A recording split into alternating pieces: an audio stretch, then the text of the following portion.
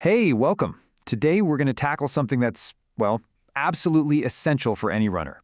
We're taking some of the most common beliefs about training and recovery, stuff you've probably heard for years, and putting them under the microscope. It's time to see what the data actually says. So just think about this for a second. The rules you follow for adding mileage, the way you pick out your shoes, how you deal with an injury. Are you positive you're doing it right? Because some of the newest research is showing that a lot of that old conventional wisdom might be holding you back, or even worse, setting you up to get hurt. All right, let's get into it. Okay, first up, the big one, the famous 10% rule. I mean, this has been drilled into runners for decades as the #1 way to stay healthy. But, as you're about to see, the data is telling us we might have been blaming the wrong thing for our injuries all along. You all know this one, right? Never increase your total weekly mileage by more than 10%. It sounds so simple, it feels cautious, it's been the bedrock of so many training plans.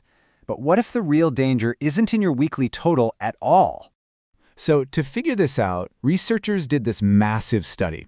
They tracked over 5,200 runners. Now, the number itself is what's so important here. When you have this many people, you start to see patterns that are just undeniable. It gives us a way clearer picture of what's really happening. And this chart, wow, this really tells the whole story. What the study found was that a gradual increase week over week wasn't the problem. The real danger, it's those sudden spikes in a single run. Just look at these numbers. Even a small jump, say 10 to 30% in one run, shot your injury risk up by 64%.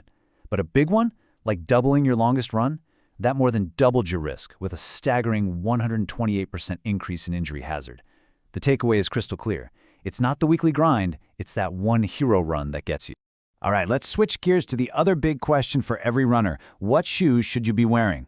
You walk into a running store, you see that wall of shoes, and it can be pretty overwhelming. But if you understand the basics, it gets a whole lot simpler. So, before we can even talk about shoes, we have to talk about pronation. It kind of gets a bad rap, but it shouldn't. Pronation is just your body's built-in suspension system. Your foot is supposed to roll inward when you land to absorb the shock. The only question is, how much? For what's considered a neutral runner, that inward roll is somewhere around 15 degrees. That angle is basically the sweet spot for distributing the force of impact evenly up your leg. So you can think of this number as the baseline that the whole shoe industry kind of orients itself around. And that brings us to the classic showdown, right? Neutral shoes, which are basically just about cushioning, versus stability shoes, which are designed to offer some guidance. But what does that guidance actually mean in terms of how the shoe is built? This table breaks it down perfectly. You see, neutral shoes are designed to just let your foot do its natural thing. But now look over at the stability column. They use tech, like a piece of firmer foam or these plastic guide rails right on the inside edge of the shoe.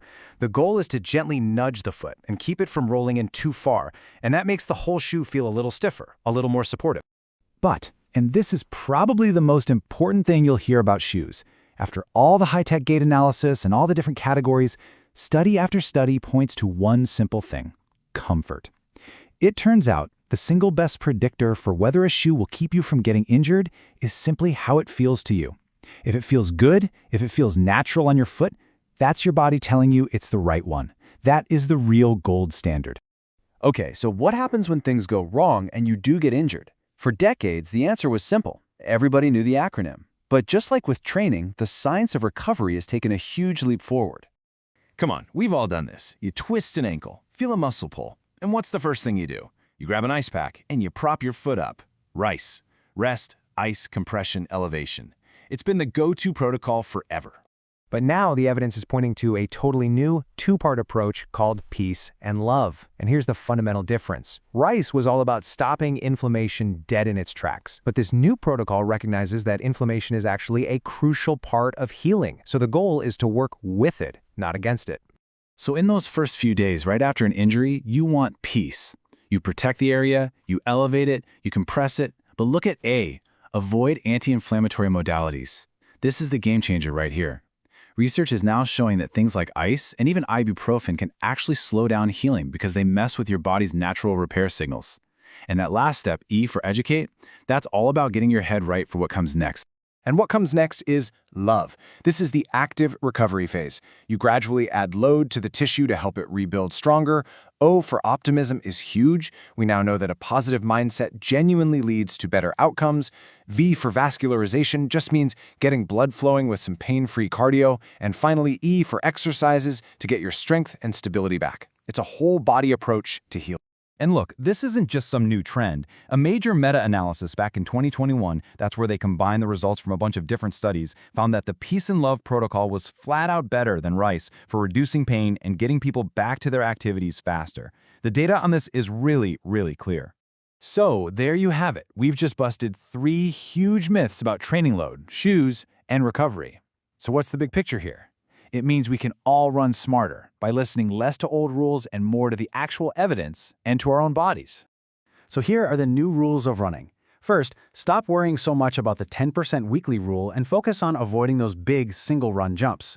Second, when you're buying shoes, let comfort be your ultimate guide.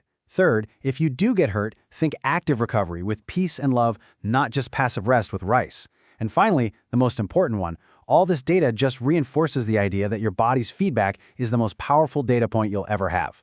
So I'll leave you with this question. Now that you know what the data is telling us, what are you going to do differently? How is your next run going to change? Thanks for tuning in.